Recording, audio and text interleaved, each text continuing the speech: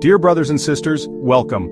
Join me as we quickly unpack this sister's perspective on Islam. According to her, she left Islam because she found it irrational that she was only allowed to speak to her God in one language, a practice that, to her, doesn't make sense.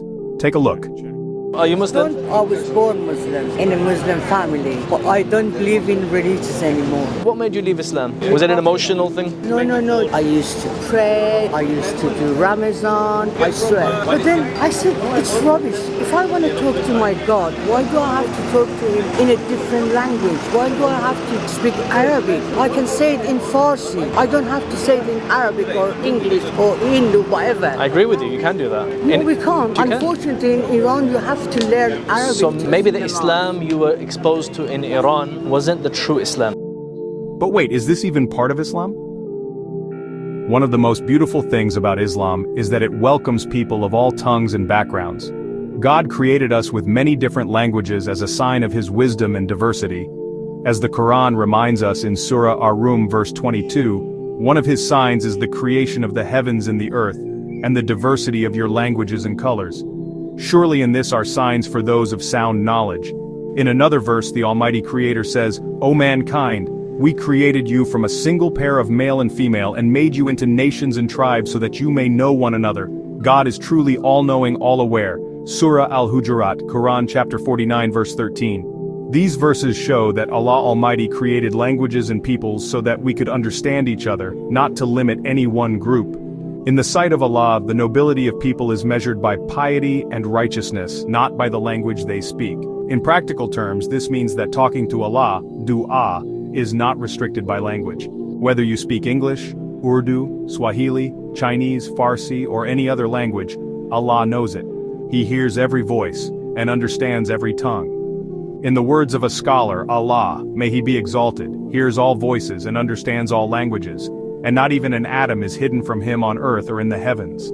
In fact, as another writer explains, the knowledge of Allah encompasses all languages. As he willed the existence of different languages, he naturally understands them all. He understands the prayers of all peoples, notwithstanding the differences in their languages.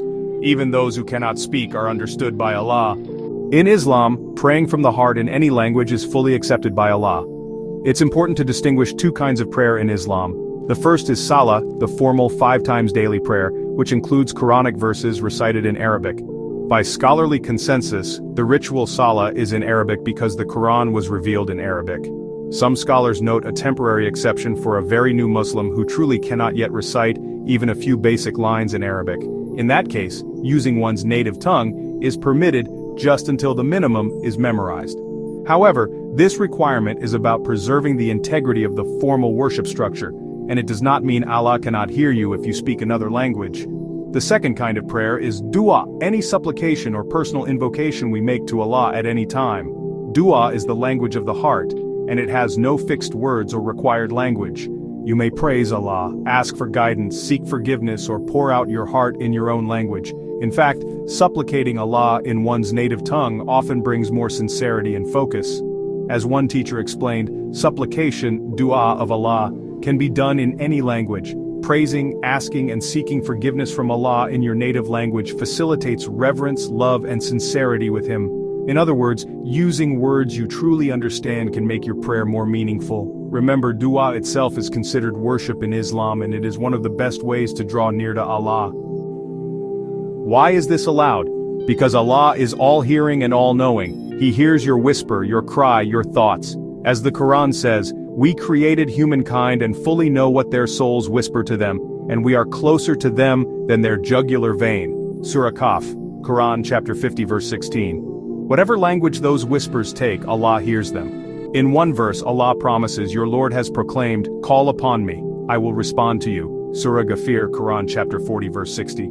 So call on him in your own tongue. He will listen and answer because he hears every voice. In the words of Imam Ibn Taymiyyah, the one who is in desperate need calls upon Allah from his heart, in whatever phrases Allah enables him to say.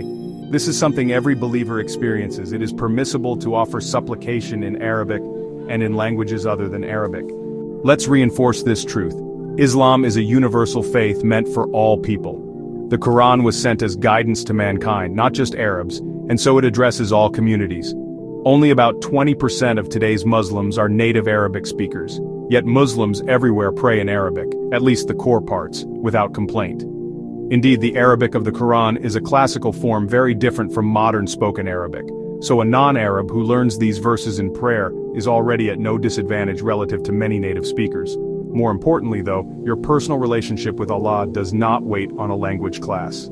You do not need to feel distant because you haven't yet mastered Arabic. On the contrary, every true word you say to God from your heart brings you closer.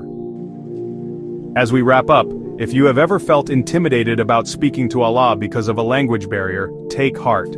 Allah loves to hear from you right now, in whichever tongue you know best. He understands every word, thought, and whisper.